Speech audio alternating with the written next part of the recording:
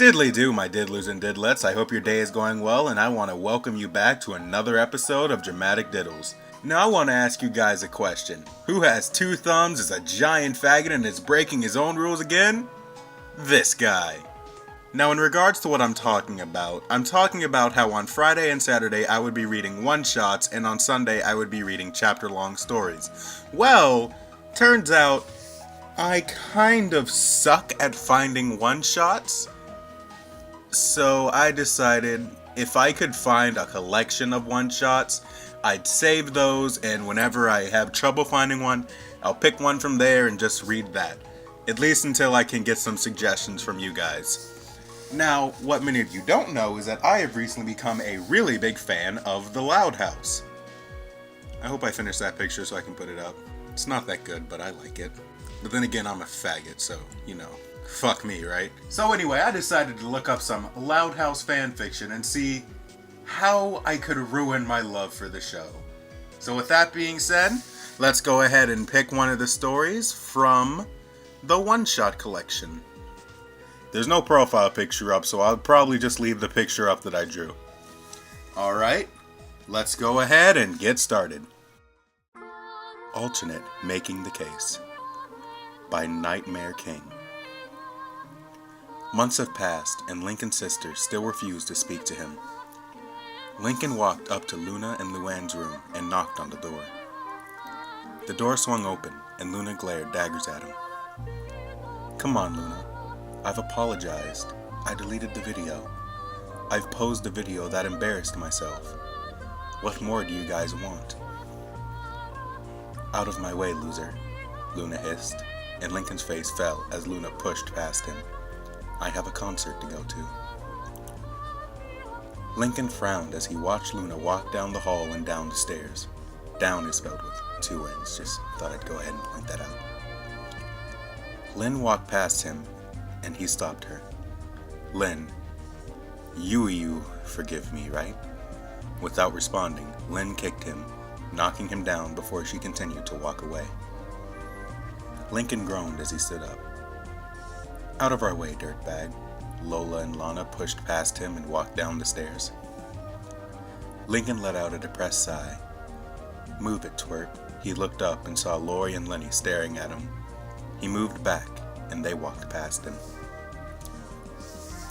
He frowned and looked back to see Luann staring at him with a frown before she slowly closed the door. Lincoln shook his head and walked to his room. Lincoln sat on his bed with a knife in his hand. Whoa, Jesus Christ! Lincoln sat on his bed with a knife in his hand, sighing. He brought the blade toward his wrist and slid it across as he hissed in pain. Lincoln! He looked towards the door and saw Luann standing in the doorway, with a worried expression on her face. She ran up to him and ripped the knife out of his hand and threw it to the floor. Are you insane? She took off her shirt and wrapped it around Lincoln's bloody wrist. Just let me die, Luann. She looked at him in shock. You girls will be happy. I won't be around for any of you to hate anymore. No, Luann panted, tears threatening to fall from her eyes. Get up. I'm taking you to the hospital. Luann pulled him up and started leading him towards the door. Luann sat on a chair while Lincoln lay on a hospital bed. Stitches dawned on his On's cut wrist. Lincoln looked his wrist over. What the hell were you thinking? He looked up at Luann. Why would you try to kill yourself like that?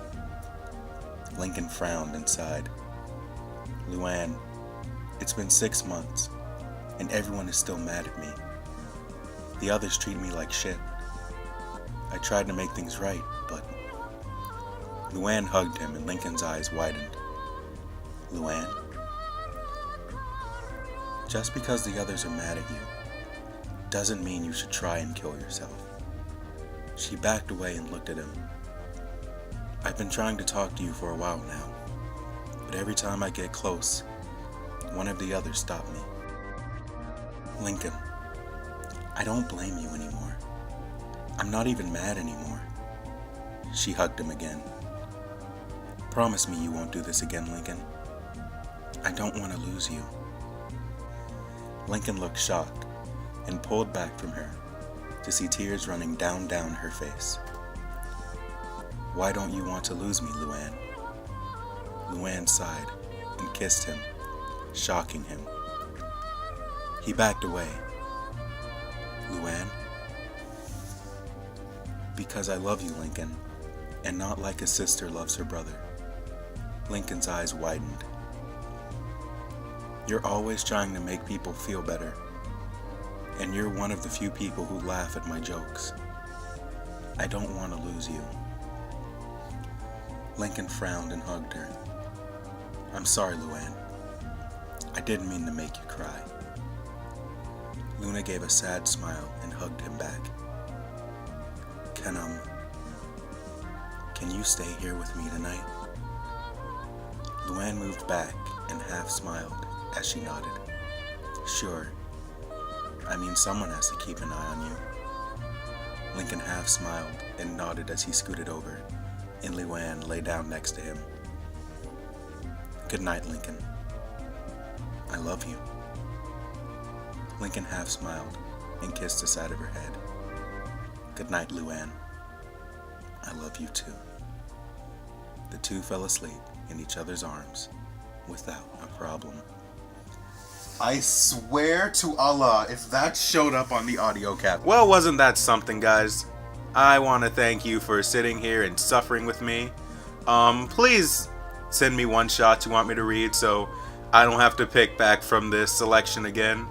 I feel like they're only going to get worse with time. So, yeah. With that being said, I'll see you guys in the next video. Diddle out.